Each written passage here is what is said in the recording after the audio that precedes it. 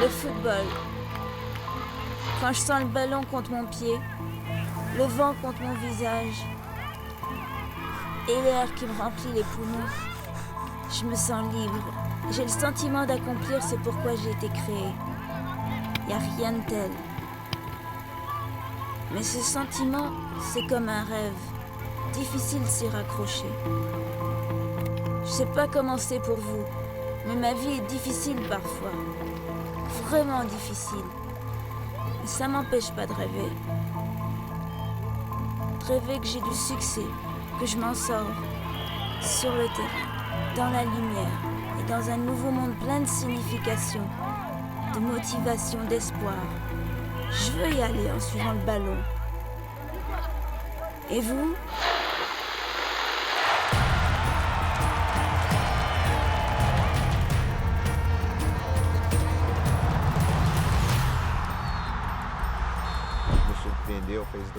À la finale de la Coupe des Confédérations, l'équipe nationale des USA nous a surpris en marquant 2-0. Ce fut un moment difficile. On se disait que si on marquait un but pendant la deuxième moitié du match, on pouvait renverser le match.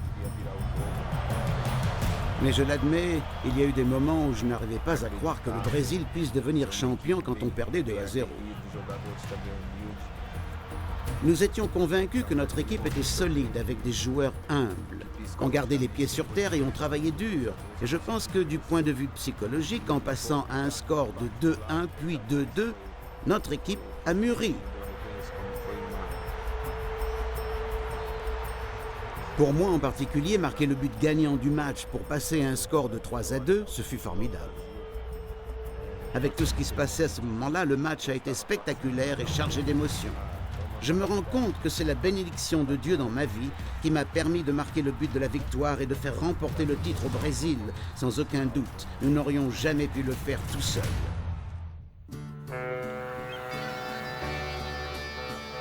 J'ai toujours rêvé d'être professionnel. J'ai commencé tout simplement à arriver comme n'importe quel jeune et à m'entraîner tous les jours pour devenir footballeur, quoi.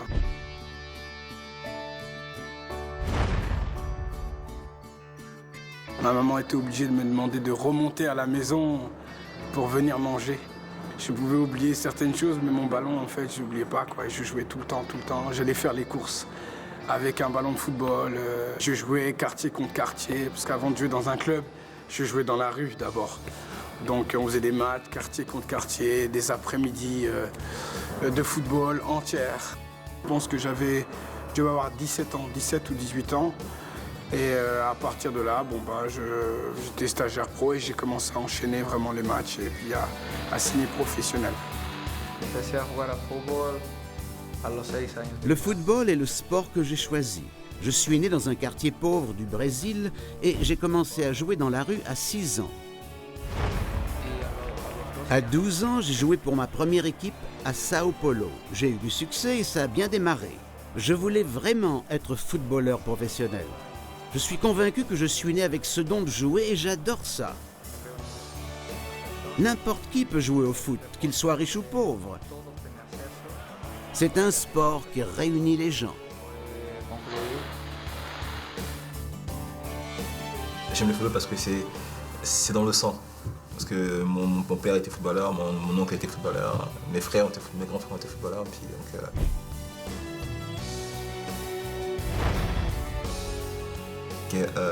avant que je vienne, je jouais au football mais du pied. Et donc pour moi, la première fois que j'avais les le football dans les mains, c'était quelque chose d'émouvant pour moi. Et donc ça disait que je passais du football amateur, c'est-à-dire en Afrique du pied, et je commençais à me projeter dans le football réel.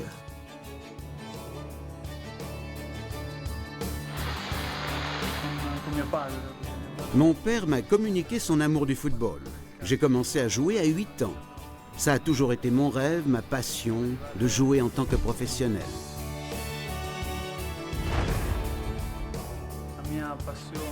En voyant la passion de mon père, la passion du peuple italien, ils adorent vraiment le foot et ils adorent regarder les joueurs. C'est toujours quelque chose qui a attiré mon attention. Je voulais atteindre ce but et que mes parents soient fiers de moi, surtout mon père, qui partageait le même rêve. Je suis devenu joueur professionnel à 18 ans. Maintenant, mon rêve, c'est de jouer au match de Coupe du Monde en Afrique du Sud. C'est un rêve énorme, devenu réalité. Chaque joueur veut jouer dans un match aussi important que la Coupe du Monde. Et pour moi, c'est encore une chose qui montre à tout le monde que Dieu est fidèle dans tout ce qu'il fait. Il garde toujours ses promesses. Elles sont toujours réelles, toujours évidentes à voir. Je suis né au Brésil et j'ai commencé à jouer au foot à l'âge de 8 ans. J'adorais le football et je m'amusais beaucoup en m'exerçant, je passais des bons moments. Quand j'étais gamin, c'était ça le but du football dans ma vie.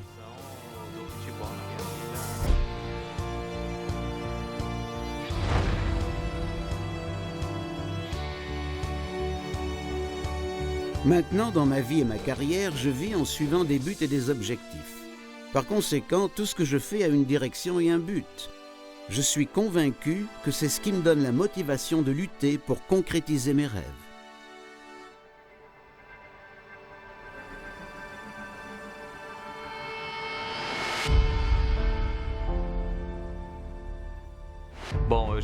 En 2000, je jouais dans l'équipe junior de Sao Paulo et nous étions en plein milieu des championnats juniors quand j'ai reçu un carton jaune.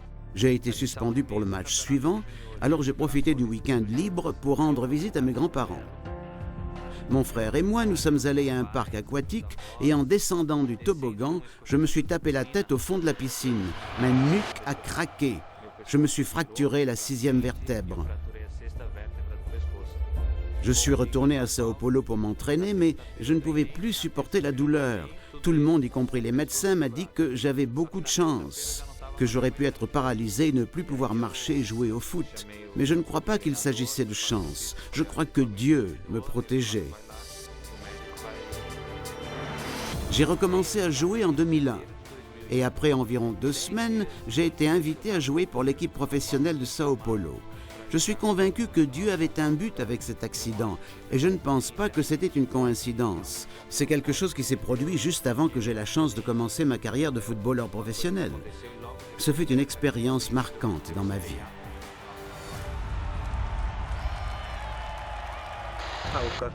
Kaka est une personne à part. Depuis les matchs de qualification pour la Coupe du Monde de 2001, nous avons joué ensemble dans l'équipe nationale du Brésil. Nous sommes amis. Son caractère est irréprochable. Et depuis tout le temps que je le connais, son parcours avec Dieu à ses côtés est un exemple pour nous tous. L'équipe de 2002 était un groupe formidable. Ce fut un moment exceptionnel dans ma vie et celle de ma famille. Mais le match contre l'Angleterre fut un match difficile. Le premier but marqué par l'Angleterre était de ma faute. Quand j'ai quitté le terrain ce jour-là, quelqu'un de l'équipe nationale du Brésil, qui n'est ni un chrétien ni un ami proche, a dit quelque chose que je n'ai jamais oublié. Il a dit « Dieu n'aurait jamais laissé ça m'arriver ». Si nous avions perdu 1-0, je pense non.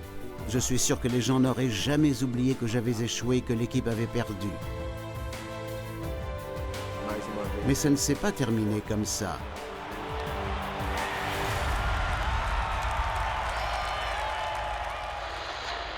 Dans la vie, il faut accepter tout ce qui nous arrive. Il y a la vie et il y a la mort. On peut gagner et on peut perdre.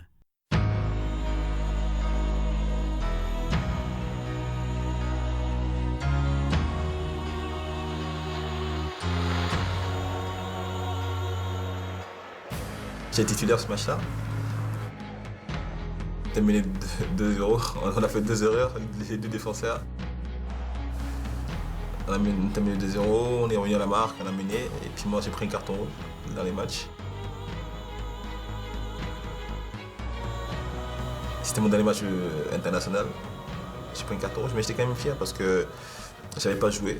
Et les 2 premiers matchs, on avait perdu. C'est pas que j'étais content qu'on ait perdu, mais je revenais. C'était mon premier et dernier match en Coupe du Monde.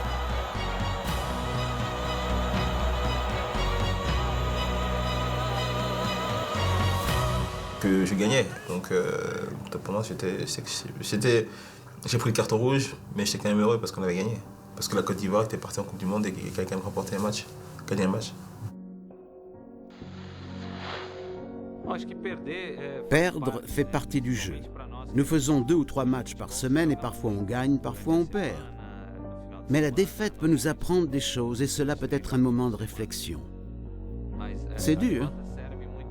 Certaines défaites ont vraiment marqué ma vie, comme par exemple quand on a perdu dans la Coupe du Monde de 2006 contre la France.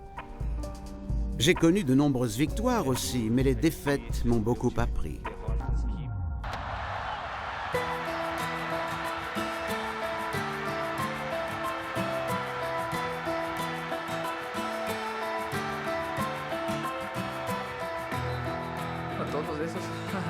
Le premier but que j'ai marqué pour l'Espagne était un but spécial. C'était contre l'Arménie et j'étais vraiment content.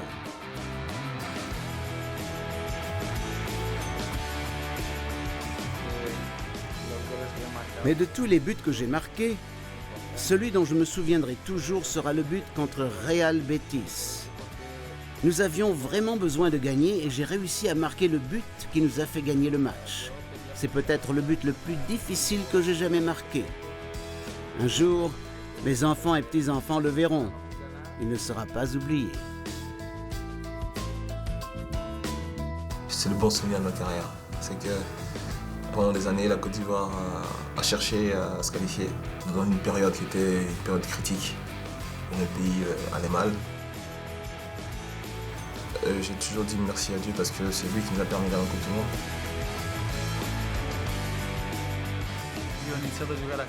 J'ai commencé à jouer au foot quand j'étais gamin, dans une petite ville en Italie du Sud. On jouait tous au football dans les rues. Alors c'est la seule chose dont je rêvais quand j'étais enfant, de réussir. Quand j'ai eu 13 ans, j'ai promis à Dieu que s'il me donnait la chance de devenir footballeur, je le servirais. Et je l'ai fait. Dieu a réalisé mon rêve.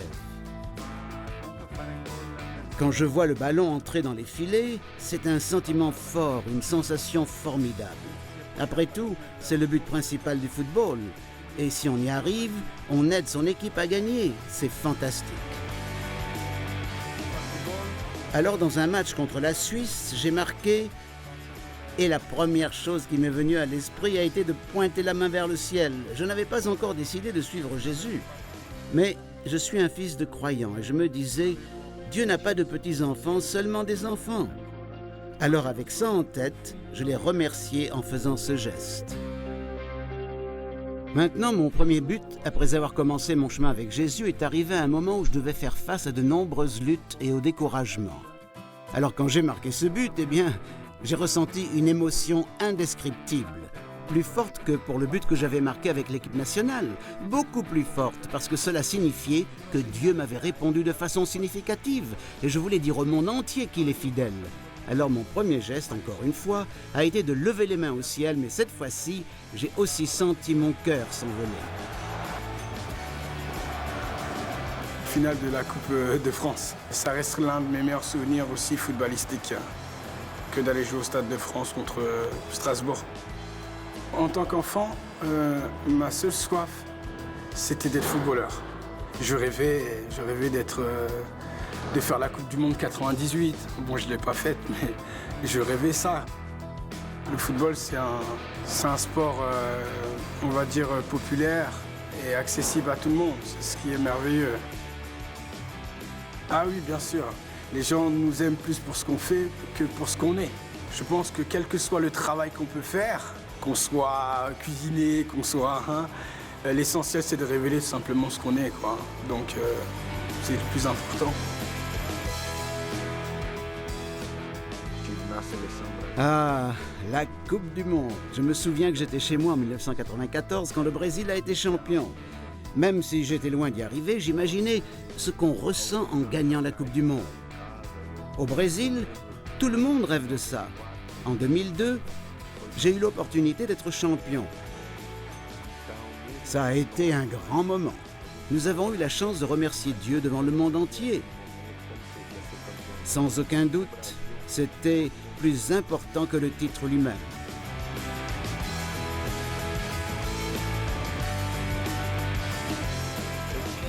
En 2002, j'ai joué pour le Brésil pour la première fois. J'avais 20 ans. C'était une sensation impossible à décrire avec des mots. La première fois que j'ai entendu l'hymne national, je chantais debout avec l'équipe nationale et le stade tout entier, et cela m'a beaucoup ému. C'était une énorme bénédiction de Dieu. Dans la Coupe du Monde de 2002, j'ai joué seulement 25 minutes dans un match contre le Costa Rica, mais j'avais l'impression d'être champion du monde. Quand le sifflet signala la fin du match final, j'ai couru sur le terrain et tout ce que j'ai pu faire, c'était de glorifier et de remercier Dieu. Je savais que le monde entier regardait ce match, des millions et des millions de gens, tous scotchés à leur télévision. Toute cette émotion ressentie en devenant champion du monde était presque trop forte. Alors Edmilson et Lucio et moi avons prié ensemble. Pour moi, c'était vraiment exceptionnel d'être dans ce groupe et d'avoir été champion du monde en 2002. Mon grand rêve pour la Coupe du Monde de 2010, c'est de gagner un titre de plus avec l'équipe nationale brésilienne.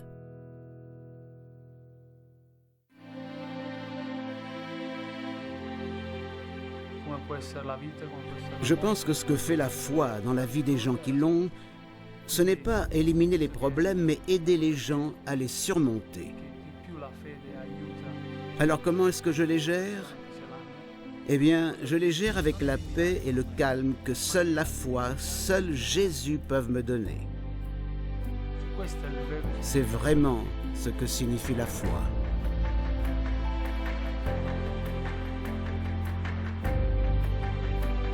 Je portais une bague, soi-disant de protection. Et puis je priais avec ma soeur. Et puis elle commençait à me parler du Seigneur.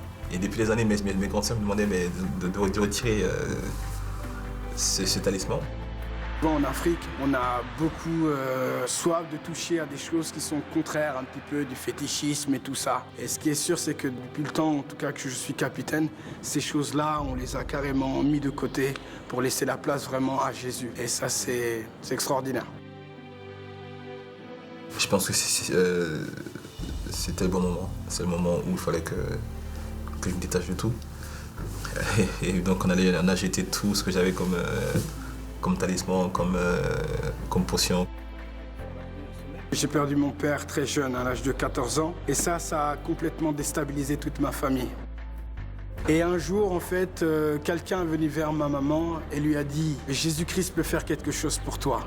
Ma mère a dit non, Jésus, déjà s'il existait, mon mari ne serait pas mort en fait. Et on lui a dit fais confiance quand même, essaie d'ouvrir ton cœur. Et là on voit que ma maman a ouvert son cœur, l'amour est venu dans son cœur et ça l'a totalement transformé.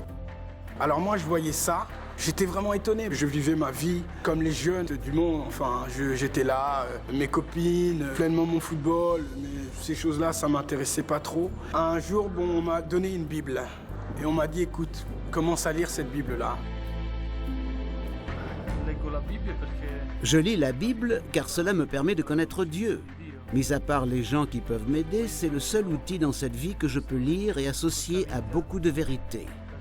Grâce à ce livre, je peux comprendre ce que Dieu veut, qui est Dieu et comment est Dieu.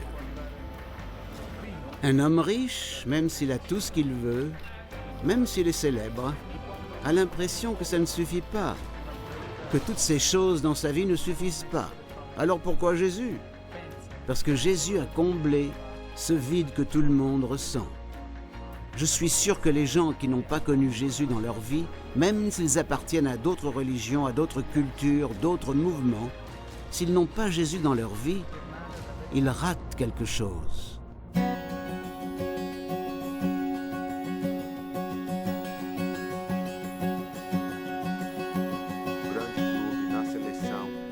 Le fait que je joue pour un club prestigieux, que je joue dans l'équipe nationale, et le fait que j'ai une femme et une famille qui me soutiennent, m'indique que j'ai encore plus besoin de Dieu à cause de toutes ces exigences.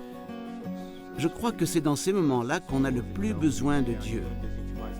Je dis toujours aux gens, y compris ma femme et mes enfants, qu'il faut chercher Dieu en premier et qu'il s'occupera du reste.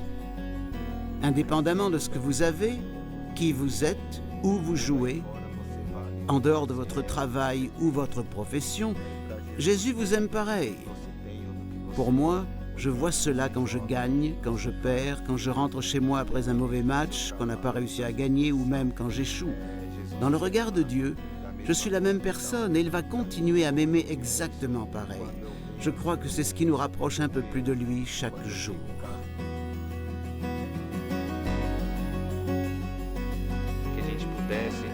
Nous avons un Père qui nous aime et il a un plan pour nous.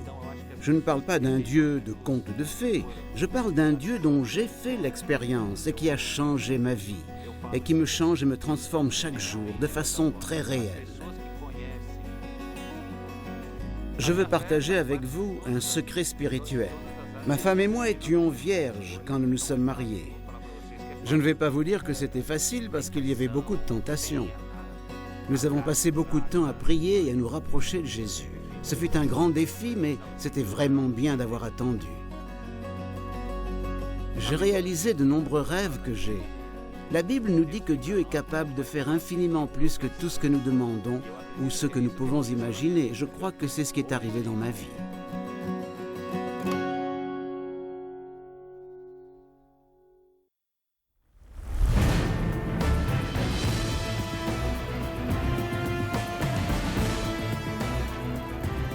Le football, c'est le sport qui donne naissance à des rêves partout. Et aussi le sport qui peut les réaliser. Mais je commence à apprendre que poursuivre son rêve, le prix ultime, la vraie liberté, on ne l'atteint pas tant avec un ballon ou un match ou même un sport lui-même. On trouve ça dans une personne. J'ai toujours été convaincu qu'il y avait et qu'il y a quelqu'un là-haut qui m'aime. Dieu connaît le cœur de chaque personne et il a un plan pour chacun de nous. Mais nous péchons tous et nous n'atteignons pas la gloire de Dieu. Je sais une chose, on peut être footballeur et être triste.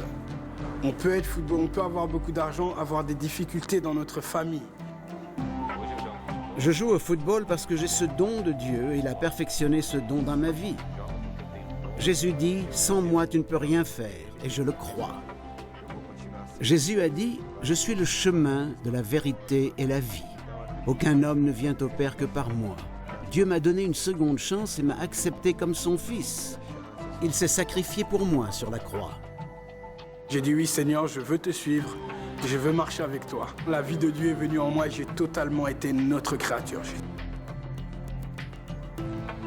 J'ai donné ma vie au Seigneur et c'est là que j'ai vraiment tout abandonné et je suis vraiment au Seigneur. Il n'y a rien que je puisse faire sans Jésus dans ma vie. C'est simple. Il fait toute la différence. Jésus n'est pas un conte de fées. Et Jésus a vraiment ressuscité d'entre les morts dans cette tombe et il est vivant aujourd'hui. Je veux seulement que les gens se souviennent de moi comme d'une personne qui aimait Jésus. Le seul souvenir que je voudrais, c'est tout simplement que les gens sachent que j'ai aimé Jésus. Voilà, c'est juste ça. Si j'avais seulement le foot, la célébrité ou les titres, mais sans avoir Dieu, je ne serais pas heureux. Sans aucun doute, aujourd'hui, je peux dire que Dieu a fait des choses dans ma vie que je n'aurais jamais pu imaginer. Alors en fin de compte, match ou pas, ballon ou pas, il me suffit. C'est lui le prix. Je le choisis. Et vous ?